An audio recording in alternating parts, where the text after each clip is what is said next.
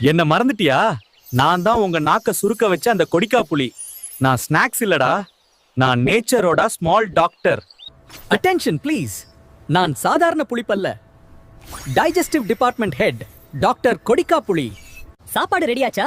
அப்போதான் என் entry perfect. ரத்த ஓட்டம் ஸ்மூதா இருந்தாதான் இதயம் ஹாப்பி. அதுக்கான சப்போர்ட் சிஸ்டம் நான். ரத்தத்துல டிராபிக் ஸ்லோவா?